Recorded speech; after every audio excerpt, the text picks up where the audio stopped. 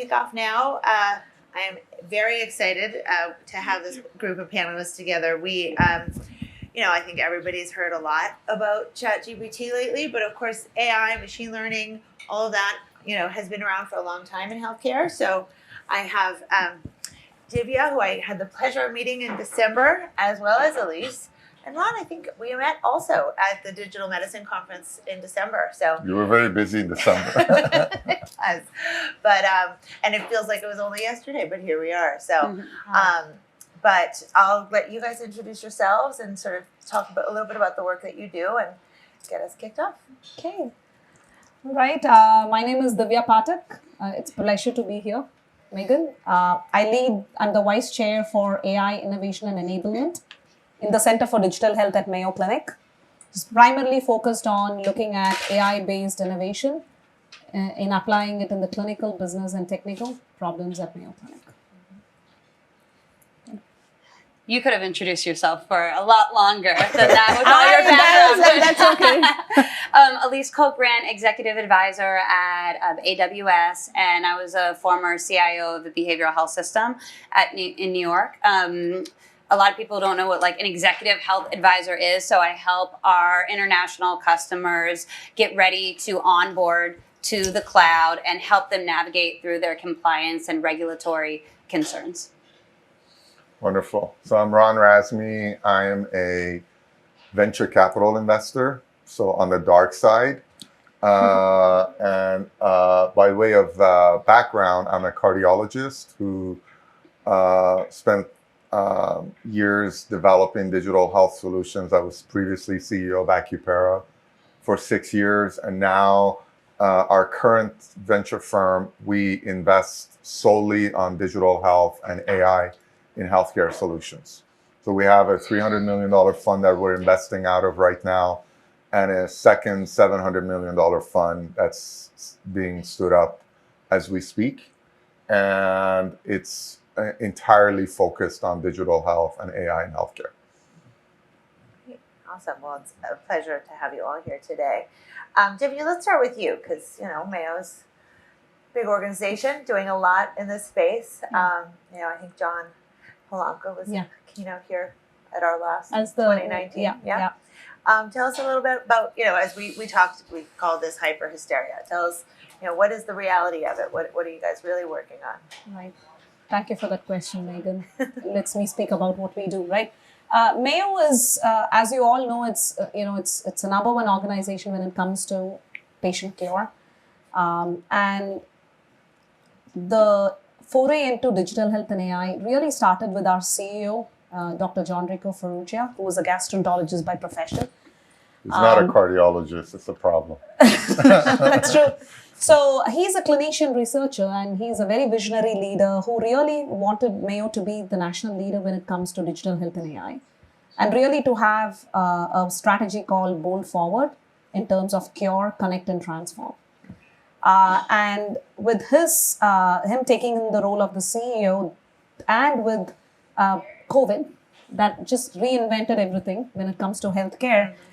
There's been big investments made in Mayo Clinic in several fronts.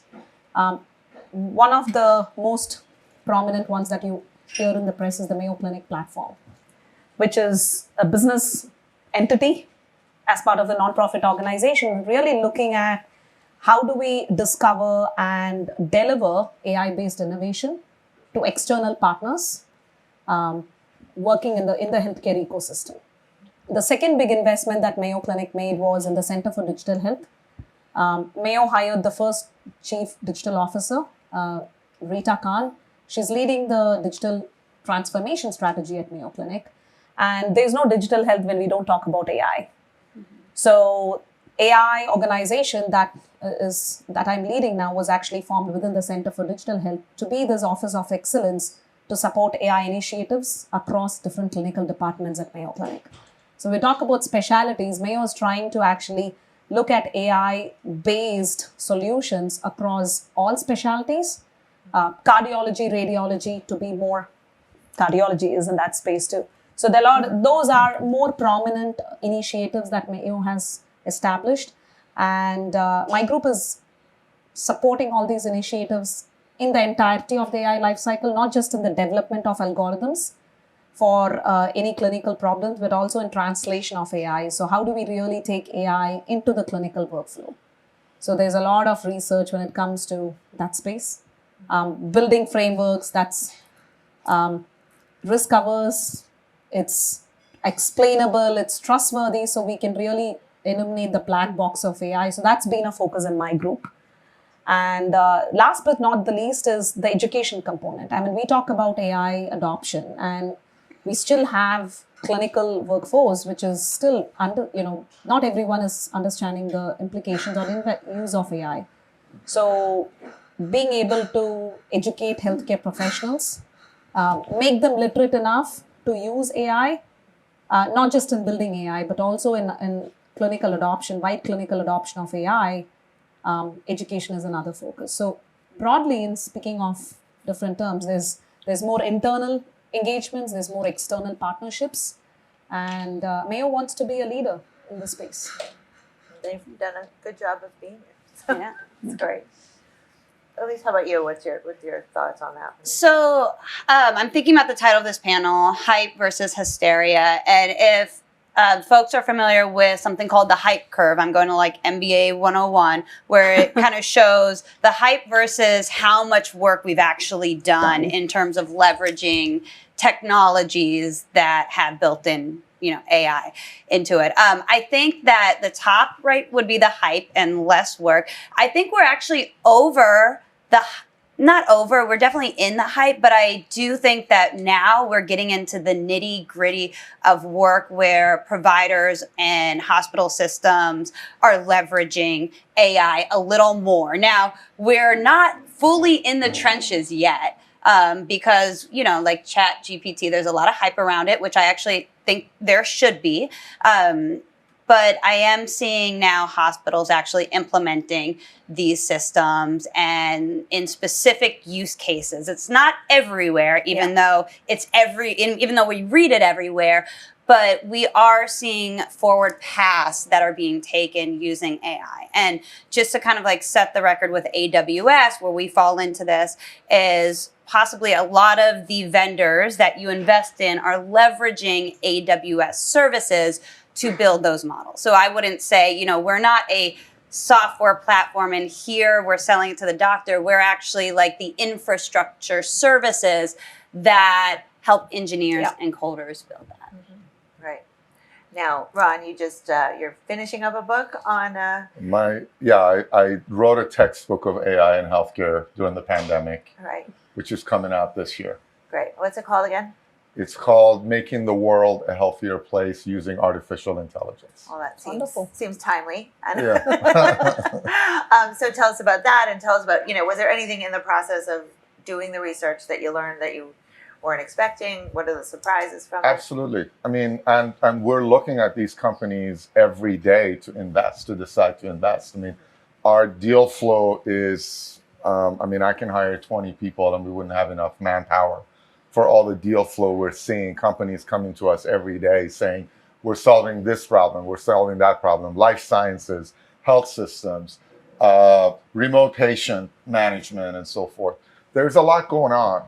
What I would say is, in my opinion, the use cases are going to start with unsexy, low risk, back-end operational things where you can improve operations in a hospital, you can improve patient experience or communications.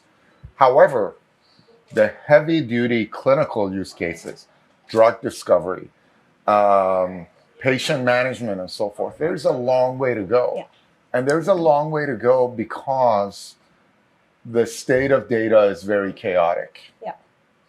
When you come and say, look, I had this last night, somebody was pressing me to look at their company again, company that collects data using a wearable and helps manage heart failure patients. And they use AI to process some of that data.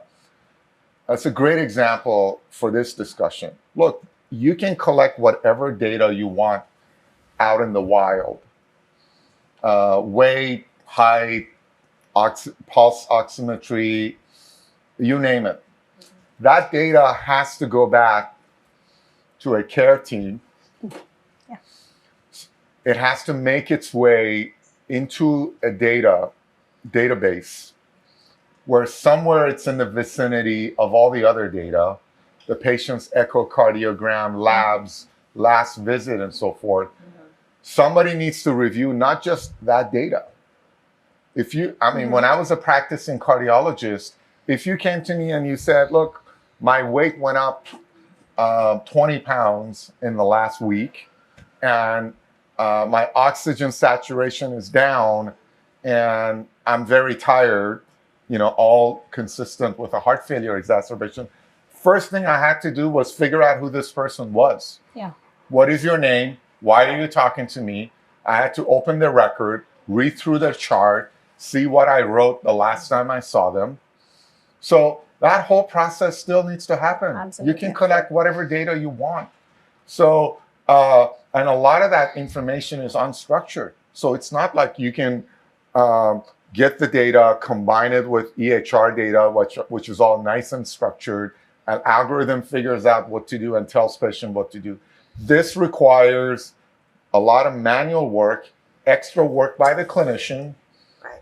And if I've noticed anything in the last day here, there's a lot of talk about burnout, staff shortages. So now We're you not layer here to this on create top. more work Good for luck the with that. clinician. Right. Develop all the AI you want out there. If it's not integrated. Yeah. So this is where we are now. Yeah. We have unstructured data, we have fragmented data, and these algorithms have not been taken into clinical trials, and their impact on patient health and patient outcomes hasn't been proven. Yeah. Right. So I I wanted to jump on it, and let's hone in on some specific use cases. The three that I'm most excited about, and I'll go from least scary to most scary, is automating administrative activities, right, which you talked about. Actually, health equity. I think there's a way that we can increase access to services through AI. And probably the most scary to people are precision medicine. And so let me just talk real quick about the automating activities. And you mentioned unstructured data. Healthcare data is so messy. It's not like financial data. It's qualitative data, right? There's a lot of different information out there. I know I come from a behavioral health background. The heart of what happens with the patient is in the case notes. And someone mentioned a good data point here on the stage that the U.S. Case notes are 3 to 5 times longer than the rest of the world. I had no idea. That's really interesting. I'm going to look that up. But imagine if we could use AI to extract some of that information that we see in the case notes to translate to ICD-10 codes and procedure codes and diagnosis codes. So that way we don't have to put it on that provider. I know we had a quality improvement department where one person read everybody's case note to make sure that it met the standard. And I mean, that's just crazy to me that you have to read every single case note. So if there's ways we can automate that, I think that's really that exciting. cannot be automated now. There is too much context. There's like NLP in history, like a lot of times. No, but NLP right now in healthcare is terrible. Like we have better NLP now. But it's better, but it's not there because a lot of the clinical notes are abbreviations. Like I never wrote a full sentence. I mean, CO, all of those abbreviations, and there's no standard. So NLP can get you that your experience 60-70% there.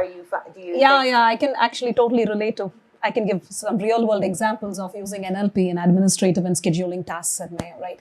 I agree with both of you. I think hype still exists when it comes to personalized and precision medicine. Where hype doesn't exist is the use of machine learning and AI-based techniques when it comes to administrative, scheduling, triaging, clinical information processing, of which 70%, actually more than 70% of clinical data is all unstructured, right? That's totally, that goes by the definition.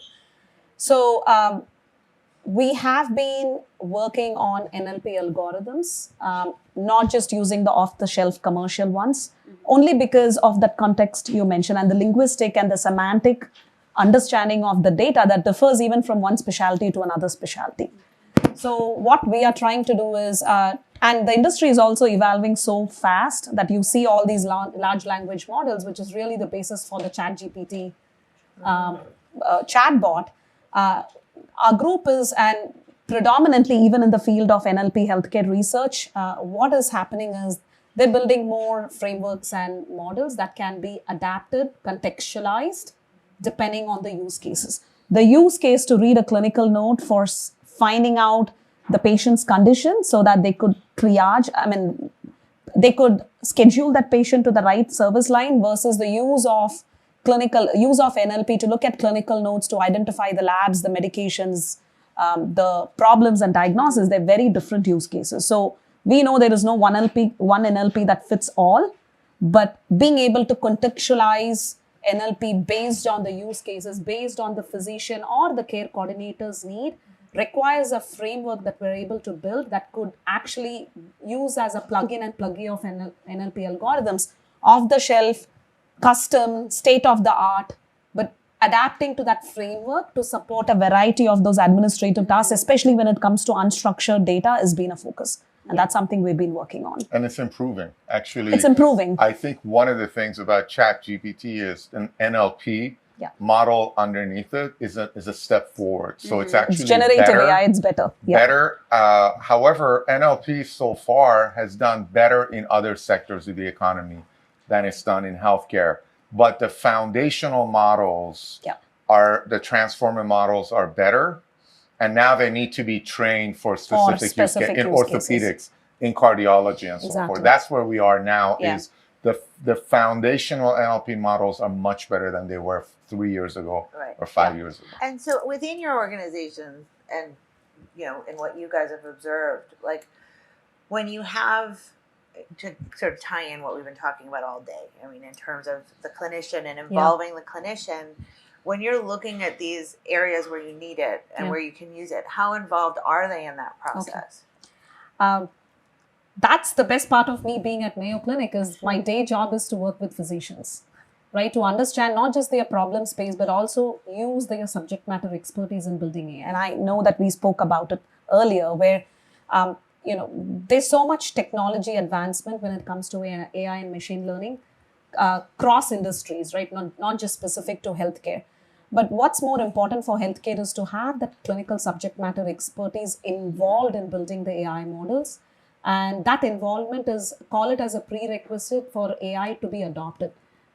Unless there is practice guidelines, that's every organization, Mayo Clinic, Cleveland Clinic, New York Prison, each organization has their own practice guidelines on top of all the national standards that might exist. For example, diabetes. The way of defining a diabetes patient in Mayo Clinic, H1C, A1C has got to be greater than 7. But actually the American Diabetes Association's criteria is greater than 8.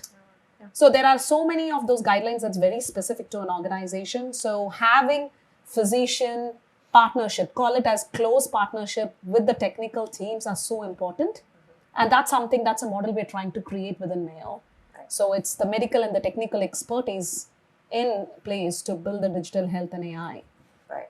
And are you guys seeing that? I mean, not just with the health systems, but also even the tech providers that you work with. So it depends. And I think you probably can speak from experience. With the vendors, I don't see as much of that, to be honest. I mean, I think we saw it on stage a little bit where the perfect model is to have that subject matter expertise with that engineer, with that. And that happens if you're in a health setting. Yeah. From a vendor perspective, I do think that I see that model is not always used to have that subject matter expertise. And now it's hard because in different areas, if you're in children's, if you're in substance use, if you're in cancer, right, it's all very particular subject matter expertise where you have to have a human there to help train the model and know when to tell it, yes, this is right, or yes, this is wrong. So the model can continue learning. I think in healthcare, it's hard because when you're looking at selling to a customer, oftentimes the customer is not the end user and the customer is most certainly not the patient. So you're 3 steps removed from the customer. Customer might be the CTO of a hospital, but then you have the end users who are the clinicians, and then the ultimate end user who is the patient, who is so far removed Absolutely. from the actual like building of these things. So it's really important to incorporate patients and doctors and not CMOs who haven't been, no offense, but who haven't been on a hospital floor for 20 years, incorporate those folks into your like governance structure, into your committees so that you get that feedback loop. Yeah, I'll also say there are different types of physicians. There are physicians who take part in developing this stuff, who are much more innovation oriented, and then you develop it and you take it to the real world. And 99.9% of physicians don't want to change their workflow. Even though you included physicians in designing the product, it doesn't gain the traction that you thought it should get, because the ones who participated are more innovation centric. And then to add on top of it, at Mayo, which, I did all of my medical training there, it's a fantasy world. Physicians who work at Mayo, the environment at Mayo, it's so different than anywhere else. I mean, a lot of people don't realize, like, physicians at Mayo can't wear white coats. They have to wear suits and tie every day of the week, 7 days a week. You're not allowed to wear white coats. I showed up to clinic one time. I had been on call all night at the CCU taking care of patients. I had patients waiting for me in the clinic. I threw on my suit and went in to see my first patient. And then a nurse walked in the room while I was with the patient, said, "Somebody's on the phone for you." I walked out. It was my program director who said, "The nurses are telling me you haven't shaved. You need to shave before you see patients." Wow. Mayo is a very Mayo is a very posh environment.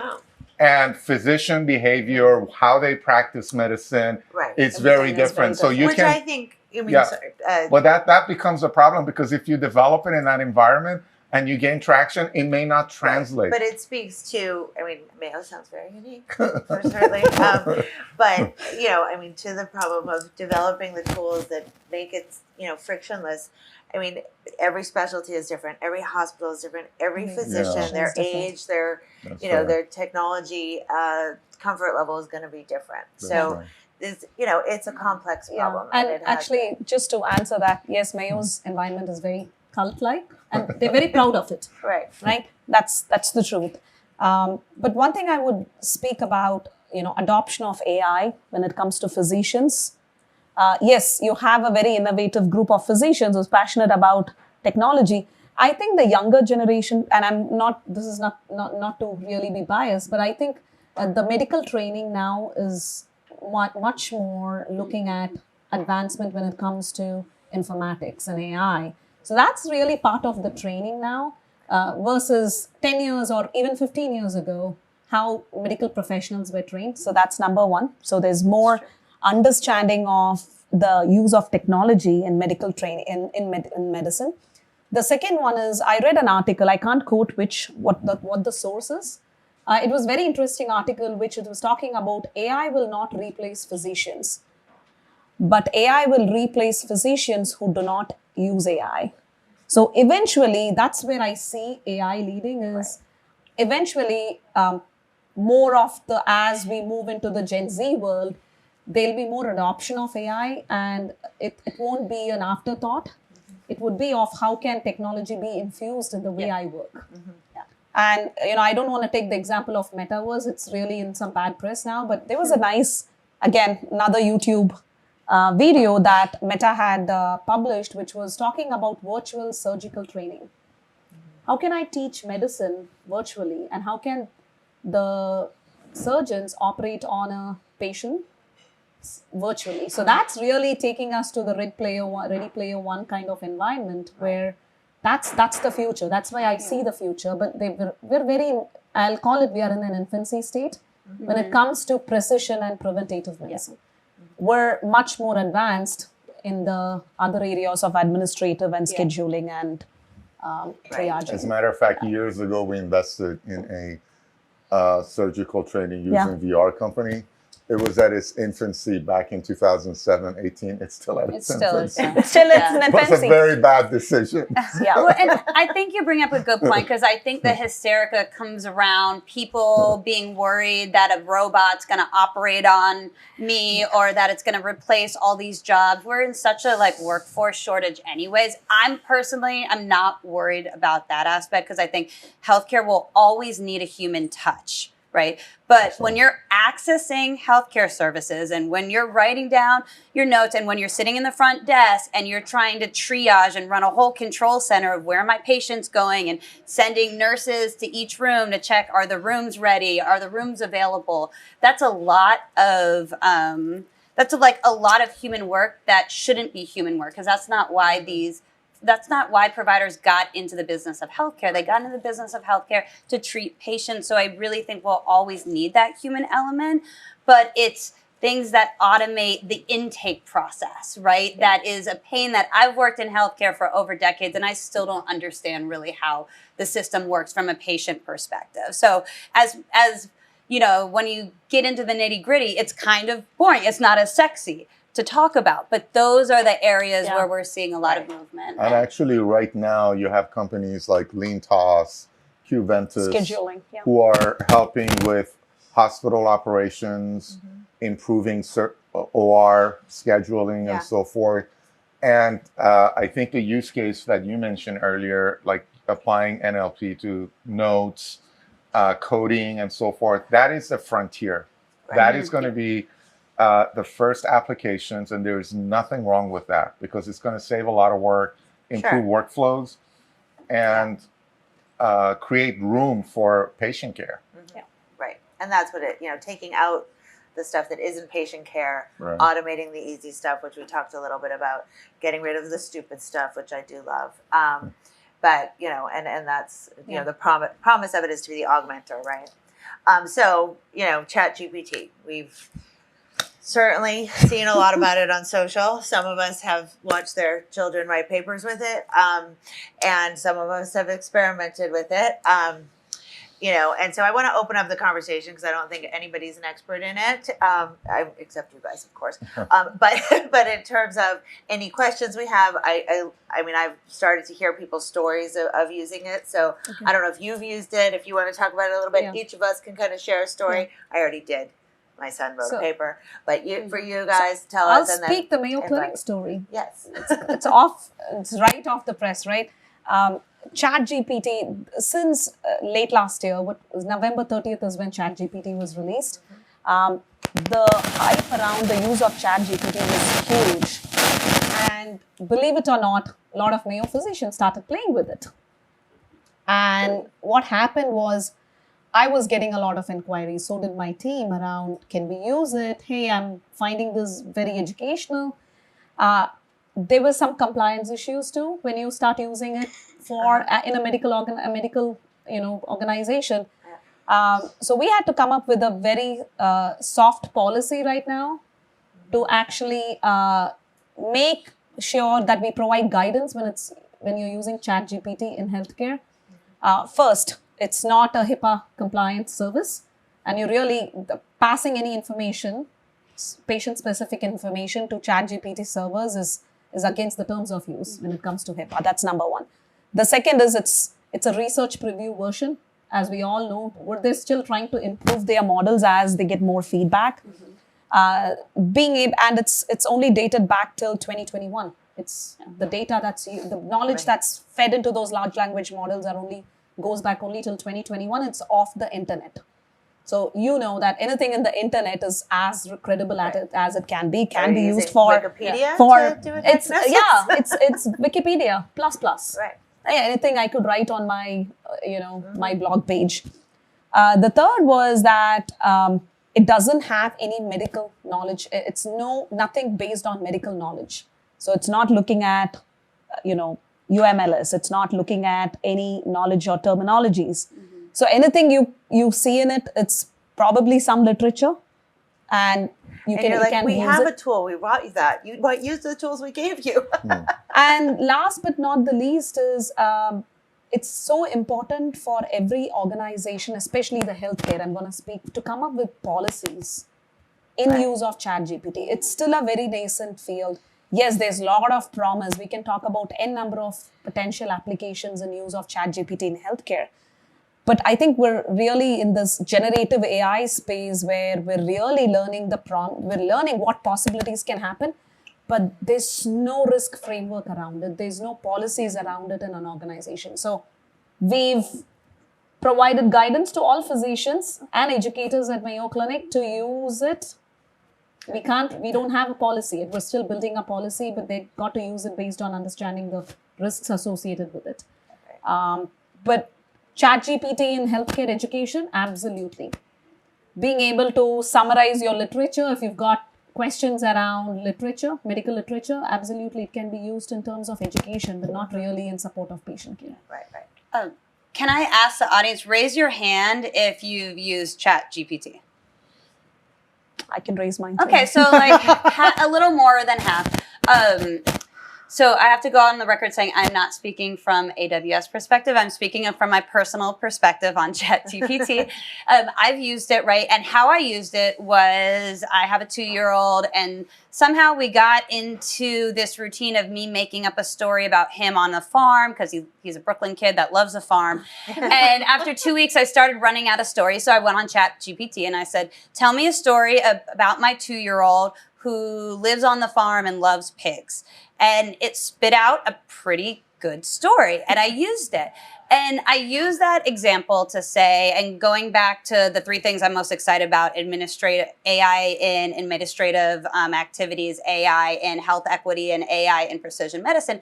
Health equity, there's a national push for health literacy, right? And to get content out there that can reach the patient who don't have a medical background, right? And getting content out that's in different languages. If you ask a doctor or a nurse to write some form of patient-facing material at a 3rd grade level, it's really hard to do because you have all the acronyms, you have all that medical knowledge. It's kind of cool to think that we can think about ChatGPT and saying, hey, write this for me in a 3rd grade level or in a 2nd grade level. So that way we can speak to more patients that are out there to create more equitable access to healthcare services and help patients manage their own care and actually learn a little bit how to navigate the healthcare world.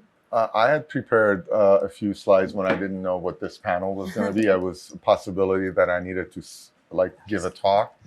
One of them was this guy who is a physician and went on Twitter and said, look, guys, for those who say there is no use case for ChatGPT in healthcare, look, I asked it to generate a letter for this patient to get this procedure. It generated the letter and it put why it's justified and put the references on there. And he posted it on there and people were like thumbs up and stuff. And then a few threads down, some people started asking questions, I can't find the reference. Yeah. And so it turns out the references looked very scientific, very correct, and they were completely made up. Yeah. So ChatGPT is capable of very convincing bullshit, and it looks very authentic. It looks very authoritative. So what you're saying is that my son's paper was in his own voice. Well, what I'm saying is ChatGPT cannot be used to generate unsupervised content. That's sent to patients or providers looking up, oh, I have this patient here. What is the best treatment? You don't know what's it's given you is the best possible treatment or completely made up. It's and actually now that clinicians and healthcare people have played with it, we have about a few weeks worth of track record, which is 50% of the time it's making things up. Or it's giving you content that's close to what you asked, but it's not relevant. Like you might ask something about diabetes type 2. It gives you information about diabetes type 1. you don't know it's about diabetes type 1 because it's stated very authoritatively and it's very nicely formatted. However, type 2 and type 1 are different. One uses insulin, one doesn't, one is obesity. So that's, it cannot be used in, however, what I think it could be very helpful is it can take you 50, 60% of the way there.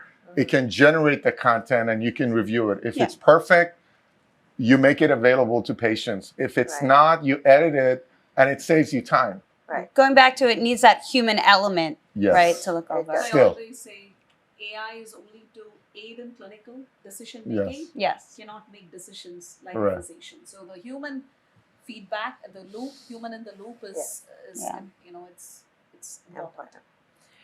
Right. Awesome. Well, thank you all very much. Thank you so much. And I think we'll move on to the next panel. Okay.